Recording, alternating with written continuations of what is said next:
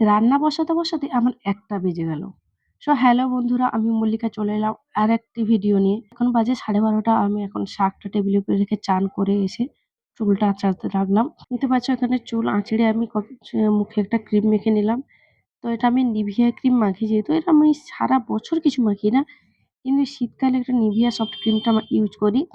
তাতেই আমার মুখে ব্রণ বেরিয়ে পড়েছে। তো একটু হাতে পায়ে ক্রিমটা ইউজ করে নিয়ে সিঁদুরটাও পরে নিলাম। সিঁদুরটা আবার এলোমেলো হয়ে গেল তাড়াহুড়োতে, যেহেতু 12:30 বেজে গেছে। তো এবারে আমি গেলাম সরাসরি ঠাকুর পুজো করতে। আমি ঠাকুর পুজোটা করি না, ঠাকুর পুজো আমি করি না। শাশুড়ি মা থাকলে শাশুড়ি মাই করেন, কিন্তু শাশুড়ি মা এখন বাড়িতে নেই। তো এদিকে আমি ফুল-টুল তুলে নিলাম। কিন্তু গাছে এখন শীতকালের জন্য ফুল-টুল একদম গাছেই নেই। একটা আধটা চারিদিকে ঘুরে তুলতে হচ্ছে। তো ওদিকে জায়েদের গাছ থেকে গিয়ে ২ টো ফুল তুলে আনলাম। দেখো তো বন্ধুরা, এই ফুলটা কি ফুল তোমরা বলতে পারবে?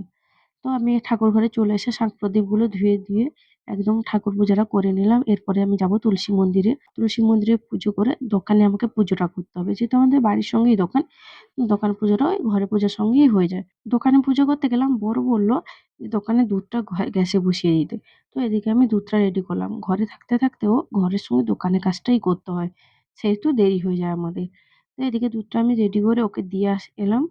দুধটা দিয়ে আসার সময় একটা পলিথিন হাতে করে নিলাম, যেহেতু আমাকে উনুনটা জ্বালাতে হবে। তো জ্বালন নিয়ে চলে এলাম। একটা কাঠ পড়ে গেল, যন্ত্রণা ভীষণ করছে, কিন্তু বাড়ির বৌদি তো করতেই হবে। তো এবারে ঝাড় দিয়ে পরিষ্কার করে নিলাম জায়গাটা, কারণ আমি অপরিষ্কার জায়গায় রান্না করতে ভালোবাসি না। উনুনটা জ্বালাতে দিয়ে এদিকে আমি আমার শাকটা কেটে নেব। শাকটা কাটতে ওদিকে আমার কড়াটা কিন্তু প্রায় গরম হয়ে গেছে। ঠিক আছে? তো আমি কড়াটাতে হালকা একটু তেল দিলাম, দেখলাম উনুনটা আগে জ্বলছে কিনা। তারপরে আমি একটু তেলটা নিয়ে নেব। কড়া গরম হয়ে গেছে এবারে। আর ওই যে পাইপটা দেখছো না? ওই পাইপটা আমার বর বসিয়েছে। ঠিক আছে? উনুনটা আমি করেছি, পাইপটা কিন্তু আমার বর সেটিং করেছে। এদিকে কড়ায় শাক তুলে দিয়ে নুন, হলুদ দিয়ে নিলাম। এই যে কৌটার যে ঢাকনাটা দেখছো? এই ঢাকনাটা কিন্তু আমার মেয়ে করেছে। একটু কষ্ট হলেও খুলতেও কিন্তু খুব সুন্দর হয়েছে। তো এদিকে শাকটা চাপিয়ে দিয়ে আমি চলে গেলাম মাছ কাটতে। যেহেতু ঘরে শাশুড়ি মা নেই, নাহলে মাই মাছটা কেটে দিত। মাছটা আমাকে কাটতে হতো না। তো এদিকে আমি মাছ কেটে নিলাম। মাছ কাটতে উনুনে জোর জ্বালানটা লেগে গেছে। তো বর এসেছিল ঘরে দোকান থেকে কি একটা করতে। দিয়ে আমি বললাম, "একটু জ্বালানটা ঠেলে দাও না। ওদিকে পুড়ে যাচ্ছে শাকটা।" তো জ্বালানটা বের করে একটু শাকটা নেড়ে দিল। আমি এদিকে মাছটা কাটছি। ওদিকে ওকে আবার কেউ দোকানে হাঁক মেরে দিল। সে আবার দৌড়ে চলে গেল দোকানে। এদিকে আমার মাছ কাটা প্রায় শেষ। আর ওই যে ভোলা মাছের মাথাগুলো কাটা আছে দেখছো না? ওই ভোলা মাছের কাঁটাগুলো মাথার মানে মাথার উপরের দিকে বালি থাকে, দাঁতের মতো থাকে বলে ওই দিকটা নেব না। তোর নিচের দিকে গালা দিকটা আমি বের করে নিলাম। ওটা একটা কোনো চচ্চড়িতে ফেললে চচ্চড়িটা টেস্টি হয়ে যাবে। তো এদিকে আমি মাছ কাটা কমপ্লিট। পরিষ্কার করে নিলাম জায়গাটা। মাছ ধুয়ে এসে, যেহেতু শ্বশুর আর স্বামী দুজনেই খাবে ও মাছটা, সেহেতু আমি ৩ পিসই মাছ নিয়েছি। বাবাকে ২ পিস দেবো আর ওর ১ পিস। আর এদিকে তো শাক ভাজা তো হয়ে যাচ্ছে। মাছে নুন হলুদটা মাখিয়ে রেখে দেখলাম শাকটা হয়ে গেছে। তো শাকের জন্য একটা প্লেট এনে শাকটা নামিয়ে নিলাম। আর যেহেতু আমাদের এদিকে শাক ভাজাটা রসুন দিয়ে খায় সবাই। তো এদিকে কড়াই তেল গরম হয়ে গেছে। পেঁয়াজটা দিয়ে দেবো। তো এদিকে আমাদের এদিকে শাকে রসুন দিয়ে খায়, নাহলে কেউ শাক ভাজা খায় না।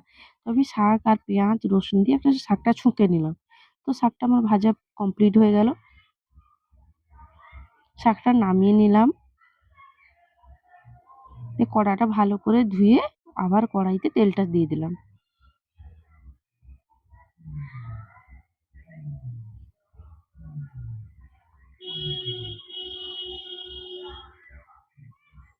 কড়াইটা তেলটা গরম হয়ে গেলে আমি মাছটা দিয়ে দিলাম। আর ওই ছোট যে মাছগুলো দেখছো, ওগুলো বরের জন্য ভাজা করে দেবো। তো আমি মাছটা খেতে ভালোবাসি না। যদি হয় ওই ঝাল দেয়া, মানে একদম লঙ্কা-টঙ্কা দিয়ে, তবে গিয়ে হয়। তো এই মাছটা যেহেতু কাঁচাই তেলে টক হবে, তো আমি তেলটা দিয়ে তেলের মধ্যে সামান্য কিছু ফোড়ন দিয়ে হলুদ আর সর্ষে বাটার একটা জল করা ছিল, ওইটা আমি দিয়ে দিলাম।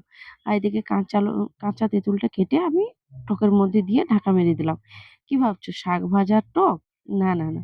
কালকে থেকে মাংস আছে, সেহেতু মাংসটা আমি খাবো, ওরাই তরকারিটা খাবে। এদিকে আমার টক প্রায় কমপ্লিট।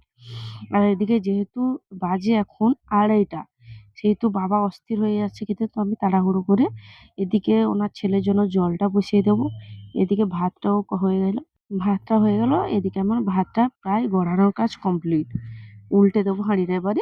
তো আমি খেতে দেবো গেলাম, তখনই একজন দেওর এলো ওর বাবার কত টাকা বাকি আছে সেটা জিজ্ঞাসা করতে।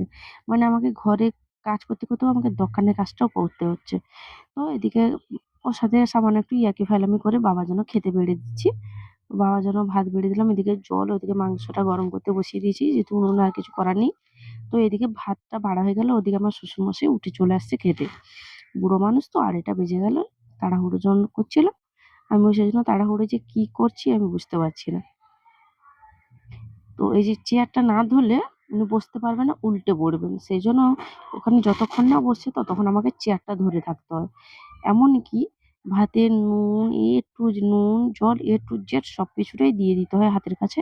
কারণ উনি একদম কিছু পারেন না। হাত দেওয়ার জলটা পর্যন্ত আমাকে এনে দিতে হচ্ছে। এদিকে তরকারি আমার দেয়া কমপ্লিট। আমি এবারে চলে যাব। শ্বশুরমশাই দেখছে যে ফোনে কি হচ্ছে। নিজেকে দেখতে পাচ্ছে তো সেজন্য বারবার দেখছে। বলল যে মাংসের জুস একটু খাবে। তো সেজন্য আমি একটু মাংসের জুসটা বেড়ে এনে দিলাম। টেবিলের মধ্যে সবকিছু তরকারি এনে গুটিয়ে ঢাকা দিয়ে আমাকে এবারে যেতে হবে দোকানে। তো খেতে দিয়ে এবারে আমি চলে গেছি দোকানে। দোকানের ভিডিওগুলো যেহেতু আমি মানে দোকানের ব্লগটা বানাই না, সেহেতু আমি দোকানের ভিডিওটা বানাইনি। তো এরপরে দেখতে পাচ্ছ এখন বিকেল ৪:০০ বাজে, আমি খেতে বসলাম। তো খাওয়া-দাওয়া কমপ্লিট করে দ ঘরটা ঝাঁট দিতে লেগে গেলাম। যেহেতু আমাকে দোকানে আবার যেতে হবে। বরমশাই ঘরে আসবে শুতে একটু। তো আমি এখানে উঠে আগে ঘরটা ঝাঁট দিয়ে নিলাম। ওদিকে বারান্দা, ব্যালকনি, এদিকে শ্বশুরমশাইয়ের ঘর, ওদিকে আমাদের ঘরটা ঝাঁটিয়ে পরিষ্কার করে নিলাম। এদিকে দেখছো শ্বশুরমশাই খেয়ে শুয়ে ঘুম থেকে উঠে চলে এলো। সবেমাত্র কিন্তু আমার খাওয়া কমপ্লিট হলো আর ঘর-দর ঝাঁট দিচ্ছি আমি। ঘর-দর ঝাড় দেওয়া কমপ্লিট হয়ে গেল। আমি চলে গেলাম এবারে সেকেন্ড কাজ ছাগল তুলতে। তো একটাই ছাগল, আমাদের আগে ছাগল ছিল কিন্তু ওগুলো বিক্রি করে দেওয়া হয়েছে। আর ছাগল শাশুড়ি মা থাকলে ছাগলও আমি তুলি না। ঠিক আছে? ওটা শাশুড়ি মাই করে। কিন্তু মা যেহেতু নেই বাড়িতে, সেহেতু আমাকে ছাগলের কাজটা আমাকেই করতে হচ্ছে। সকালে বের করা, দুপুরে ফেনা দেয়া, উম ডালা দেয়া, তারপরে গোয়ালে তোলা A to Z সবটাই আমাকে করতে হচ্ছে। ও ছাগলটা তুলে দিয়ে আমি চলে গেলাম। ছাগলটা বেঁধে দিয়ে তারপরে গেলাম আমি ছাদে কাপড় তুলতে। ছাদে কাপড়টা তুলে দিয়ে আমি চলে গেলাম দোকানে। তো দোকানের ভিডিওটা তোমাদের সঙ্গে শেয়ার করা হলো না। এখন দেখা হচ্ছে রাত্রে। রাত্রে ভাত রান্না হবে বলে সিঙ্গেল উনুনটা জ্বালানো হচ্ছে। যেহেতু আমি আমার হাসব্যান্ড দুজনেই শুধু ভাত খাবো, তরকারি তো দুপুর থেকে আছেই সব। সেহেতু আমি ভাতটা বসিয়ে নিলাম। আর দোকানে ভিডিওটা করি না। দোকানে লোকজন থাকে, কি হাসবে না হাসবে, সেহেতু আমি দোকানে এটা করি না। আজকের মতো এখানে আমার ব্লগ শেষ। তো দেখা হচ্ছে কালকের ভিডিওতে। টাটা।